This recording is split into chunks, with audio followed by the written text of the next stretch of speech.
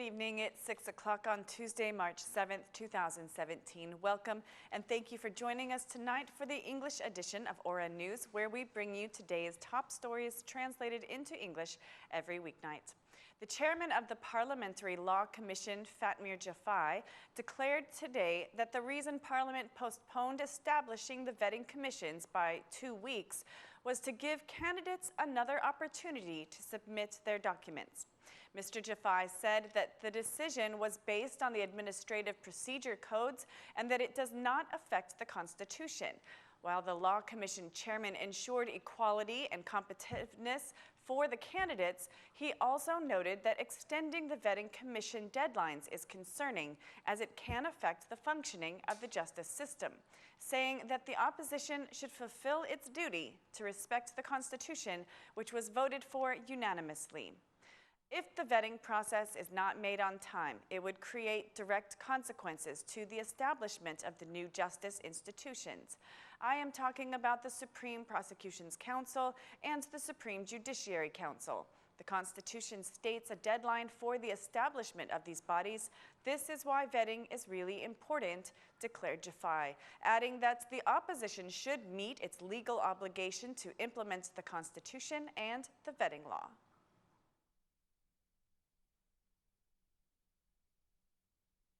Democratic Party Chairman Lulzam Basha commented today on Parliament's decision to return the vetting commission's candidate files to the Ombudsman for review, considering it to be a violation of the Constitution.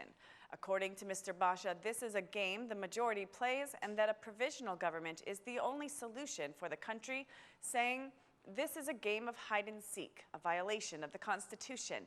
Only a provisional government can pave way to free and fair elections and to implementing the vetting law according to the Constitution.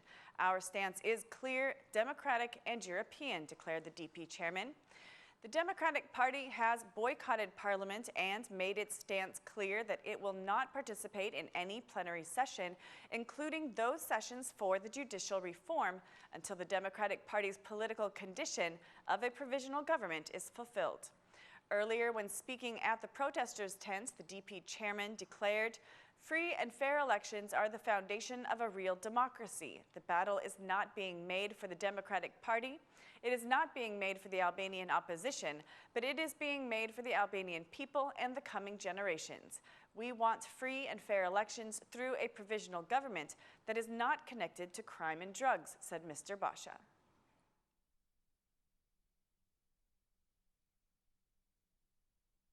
Italian Senator, former Vice President of the European Parliament, and former Italian Minister of Defense, Mr. Mauro, visited the protesters' tent today, where the opposition supporters are now on their 18th day of protest outside the Prime Minister's office. Speaking on behalf of European popular parties, Mr. Mauro expressed his support of the opposition's protest and declared that Basha's government will fight against drugs, criminality, and corruption, saying, "I am here today to give maximal support of the European popular parties to the Albanian Democratic Party and its chairman, Lulzam Basha. I want to be clear, I am not here because you are part of a party that is in the European popular parties, but I am here because you are fighting for democracy and for freedom. Do you know which government can take Albania to Europe? I can tell you, Lulzam Basha's government," declared the Italian senator, adding that former communist parties have now turned into socialist parties he says are pretending they want to be in Europe.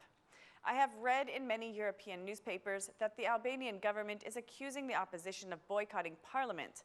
From my viewpoint, the government is boycotting democracy.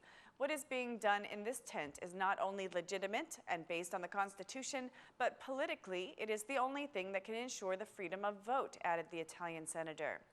Today is Teachers' Day, and the DP chairman promised to elect educated people to lead the country, not the incriminated. Prime Minister Rama spoke out against the courts today, apologizing to citizens for the current justice system, which he calls a system of ugliness that takes us back in time. Speaking from Korça, where he participated in an activity for the 130th anniversary of the first Albanian school, the Prime Minister promised that a corrupt justice system will no longer be as it is, but it will be reborn. I want to apologize for our ugly courts and promise that we will no longer leave them as they are. This is a challenge that can be realized, and the time has come to demonstrate it. This is not the challenge of a party or of a group of parties. It is not the challenge of the internationals, but the challenge of our children, declared the Prime Minister. On this 130th anniversary of the first Albanian school, which coincides with National Teachers' Day, the Prime Minister considered the Albanian language as a conveyor of culture and civilization, saying, "Our language demonstrates it is a carrier of balance and of good neighboring.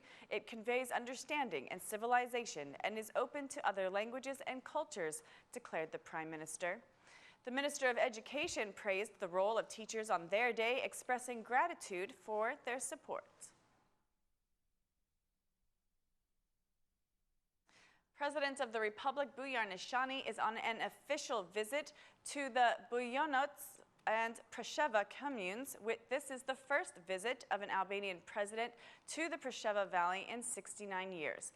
Invited by the mayors of the communes, the president was received by the mayor of Bujanoc and enthusiastically welcomed with red and black flags, and crowds gathered on roads and squares to welcome the president. 300 police officers have been engaged to maintain order during the president's visit. The Albanian president's historic visit to Bujanoc has also attracted 300 journalists from Albanian, Serbian, and the world media.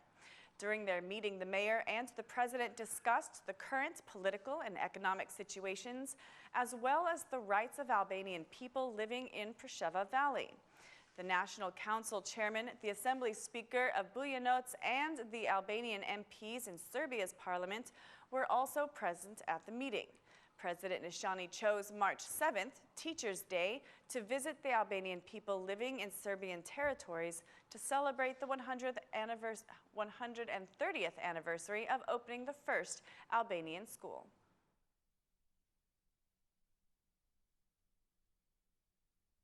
The Minister of Environment, Lefter Koka, commented today on the claims raised by the international media that 1,300 containers of hazardous waste headed to Macedonia was disposed of in Albania.